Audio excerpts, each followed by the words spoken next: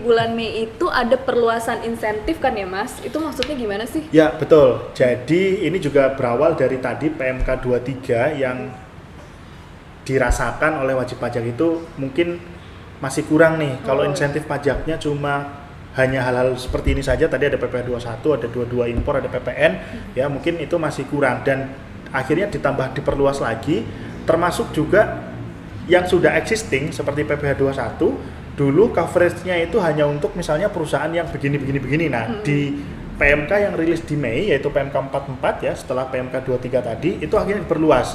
Termasuk juga di sana akhirnya muncul untuk insentif PPh final UMKM yang tadinya juga belum diatur. Nah, itu muncul juga. Jadi menambah luas coverage wajib pajak atas jenis insentif yang sudah ada dan juga menambah insentif-insentif baru. Dan ini juga sebenarnya kalau kita urutkan dari awal, insentif pajak itu tidak cuma pajak pusat, ada juga pajak daerah terkait dengan seperti pajak atas restoran dan hotel yang itu dulunya di Maret itu sudah rilis. Jadi semuanya tidak ada yang siap sebenarnya nih dengan kondisi pandemi. Rilis insentif pajak sebagian dulu, kemudian ternyata dampaknya misalnya masih kurang atau gitu buat masyarakatnya, masih ada yang ngerasa kayak kok yang ini dapat yang ini enggak gitu seperti kan. itu padahal dampak ekonominya semua segmen ya. Nah, itu akhirnya ditambah lagi bahkan di Mei dengan PMK 44 itu pun kita belum selesai. Nanti kita akan bahas di bulan selanjutnya. Ada lagi masih ada insentif lagi gitu betul, kan. Atas PMK ini diperbarui lagi gitu. Oke, di bulan Mei itu kalau nggak salah juga ada laporan realisasi ya Mas. Nah, betul. Jadi kalau sebelumnya di April itu baru dirilis terkait dengan insentifnya apa, kemudian tata cara menggunakan insentifnya gimana. Salah satu tata caranya adalah yang pertama dia harus request atau merequest atau menyampaikan permohonan. Ya, setelah menyampaikan permohonan dia juga harus melakukan laporan atas realisasi penggunaan insentif. Dan waktu pas di April itu masih kita sama-sama nunggu tuh gimana cara requestnya dan gimana kalau mau menyampaikan laporan realisasi.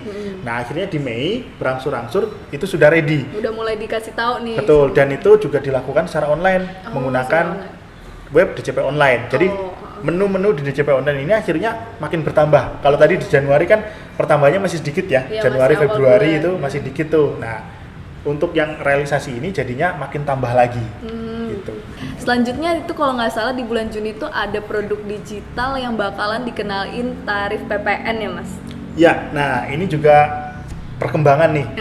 Pertama kali berita atau kabar ini muncul itu ketika di pemerintah merilis Perpu 1 ya waktu itu, termasuk juga di sana membahas tentang pengenaan produk digital atau pengenaan PPN terhadap produk digital dari luar negeri.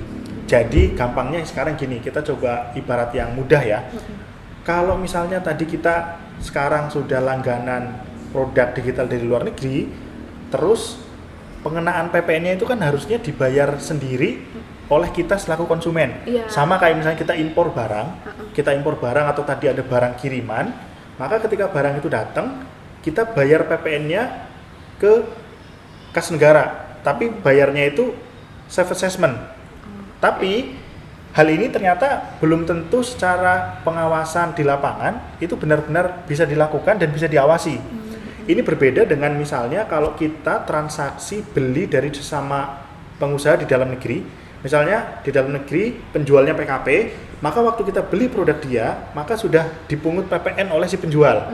Tapi kalau kita beli hal yang sama tapi dari luar negeri, harusnya PPN-nya tetap dibayar, tetapi dibayarnya itu bukan dengan dipungut oleh si entitas luar negeri, tapi dengan kita secara konsumen bayar sendiri. Nah, itu bayar sendirinya itu bisa jadi problem karena belum tentu dilakukan. Sehingga gak usah bayar sendirilah, dipungut aja oleh si penjual yang di luar negeri. Nah, jadi tetap PPN-nya ada, cara membayarnya dipungut juga oleh si entitas di luar negeri.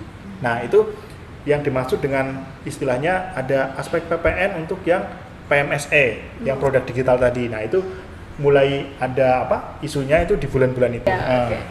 Nah, kalau nggak salah di bulan Juni itu kita udah mulai masuk ke era new normal. Oh ya, betul. Nah, itu tuh gimana sih di KPP sendiri atau di DJP-nya sendiri?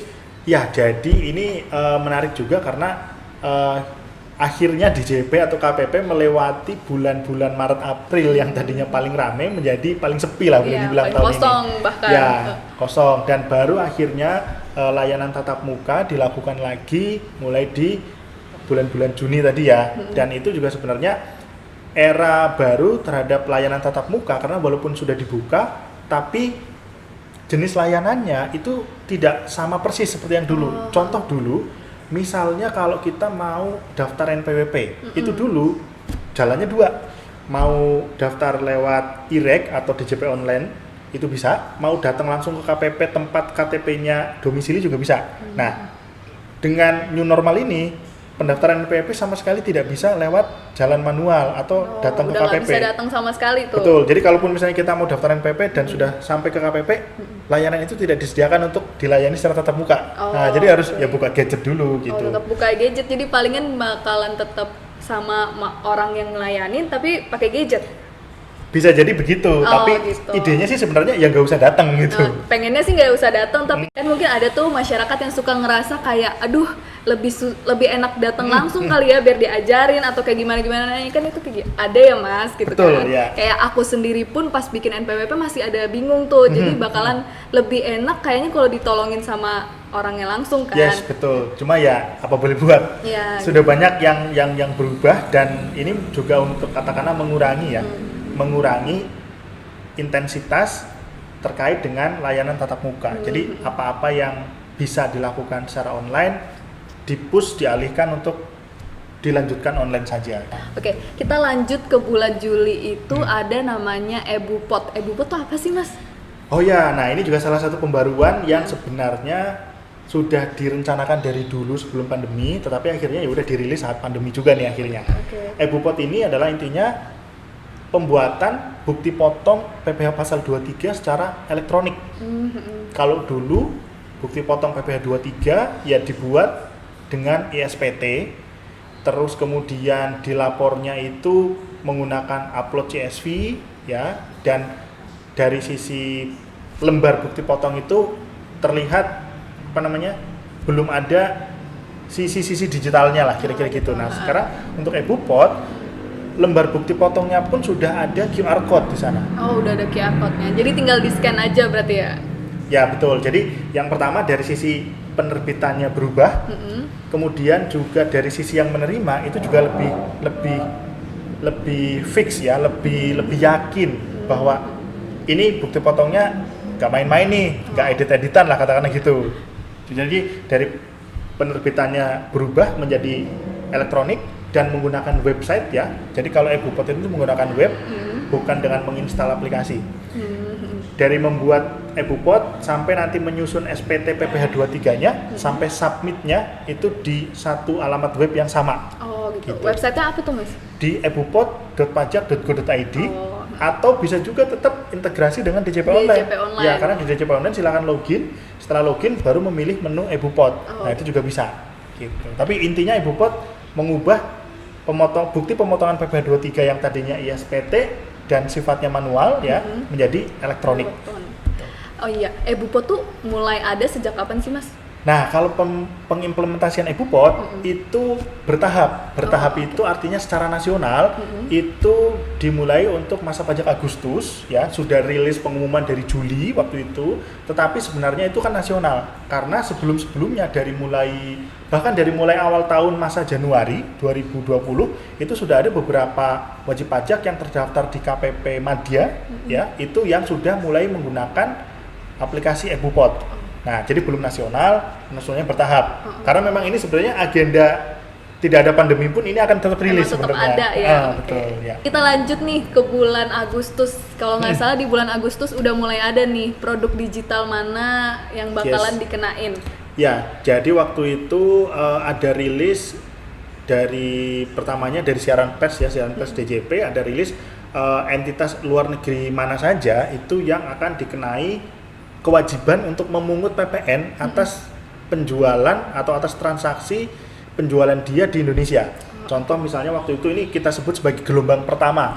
Gelombang pertama, karena nanti ada kedua dan selanjutnya. Gelombang pertama pemungutan PPN produk digital luar negeri.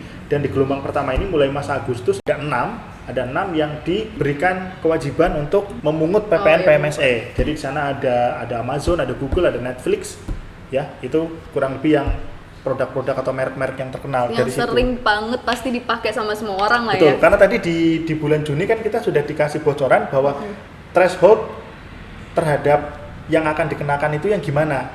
Salah satu thresholdnya adalah yang punya frekuensi transaksinya tuh tinggi. Iya. Nah, tahu sendiri. Netflix sama Spotify gitu. tuh siapa sih yang nggak make ya kan Betul, Mas? ya, nah itu makanya itu yang duluan dikenakan kewajiban untuk melakukan pemungutan PPN atas penjualannya di Indonesia. Dan sebenarnya hal ini sebenarnya tidak cuma dialami di Indonesia, di negara-negara lain yang sejenis ini juga sebenarnya ada. Gitu. Kita lanjut ke bulan September itu ada yang namanya aplikasi kunjungan pajak ya Mas. Apa tuh? Nah ya ini berkait dengan yang Juni ya. Juni tadi kan kita sempat bicara bahwa kalau kita datang ke kantor pajak untuk tatap muka itu harus mengajukan atau request booking online dulu. Dan booking online waktu pas Juni itu setiap KPP punya aplikasi sendiri-sendiri. Nah di bulan Agustus dan September itu barulah DJP secara nasional mengumumkan kalau mau booking online untuk mendapat fasilitas tatap muka di KPP silakan kunjungi web kunjung pajak. Nah web kunjung pajak ini akhirnya nanti jadi kita kayak nulis data identitas kita, NPWP-nya berapa, terus nanti NPWP ini terdaftar di KPP mana. Nah kemudian kita jadinya membooking untuk bisa datang ke sana, tanggalnya berapa, jamnya jam berapa, dan layanannya apa. Nah nanti di KPP pun juga sudah tahu nanti ibaratnya hari itu yang mau datang tuh siapa aja, karena sudah terregistrasi lah kira-kira gitu.